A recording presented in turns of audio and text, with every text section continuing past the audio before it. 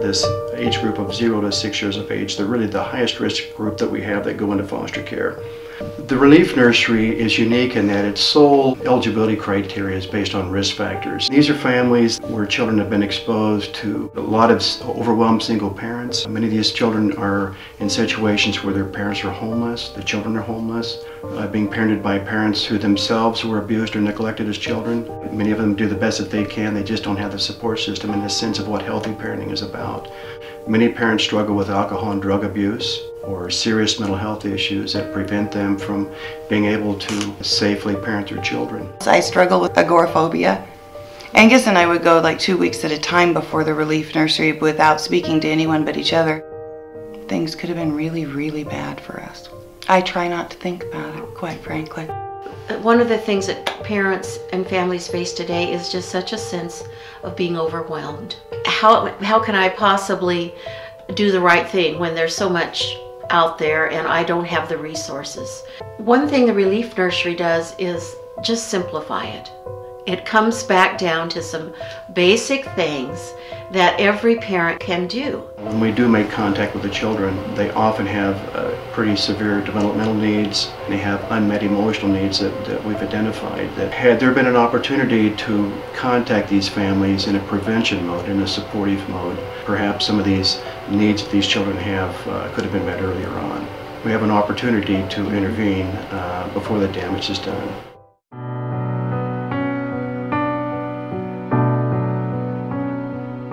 There were 5 of us, 5 siblings, and my parents. Only my dad was working, and I think that brought a lot of stress to the home, and so there was a lot of abuse. And I was a new mom when I got involved with the Relief Nursery.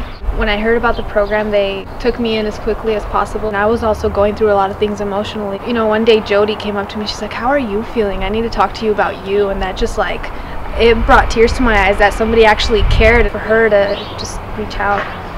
That helped me so much. That's why I do my job. It's those moments, it's those stories, it's those families, and it's often just the small things that make the biggest difference.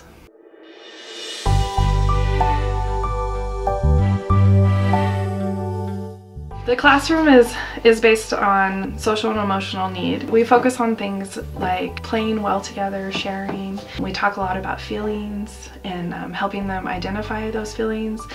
Often we're talking to them about how to express those feelings appropriately and to cope. We also have an extensive dramatic play area, like a little home away from home, so they get to act out their mom and dad roles and cook and dress up and take care of babies, and just kind of modeling what they see, modeling what they want. By age 2, he regressed and lost his first words and words that he had been speaking.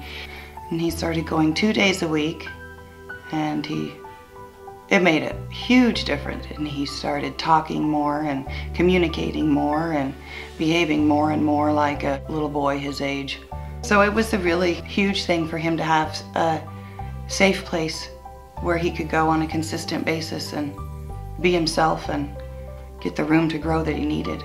We can go out and do home visits and we can encourage them to participate in our activities, but the benefit really is for those kids to be in class and to have that time with the staff and a teacher who's focused solely on them, and it allows also for their parents to have a break, but to know that they're in a safe place.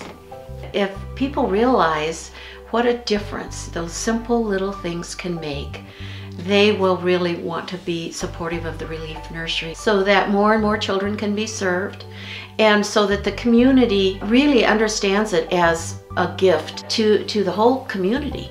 And I think that it'll help to turn around our problems later in society at every level. The most important thing for the community to know is that there are families out there who need help, who need support, even if it's little things. It takes a village to raise a child, and these children and these families that come into our program are the future of this community. You want growth and you want positive things to happen, change to happen in your community, then it needs to be invested in the children. I do face painting and little things like that on the side, and the money I donate to the Relief Nursery just because I feel so strongly about it. It's great. And I say that with all sincerity.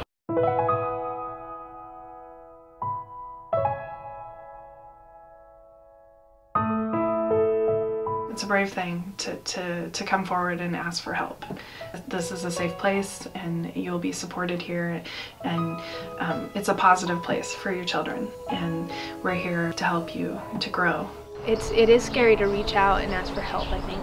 Don't be scared, because the only thing you'll get from it will benefit you and your children. Like, there's nothing bad that will come from it. There's great things happening here, and it's about their family and being strong.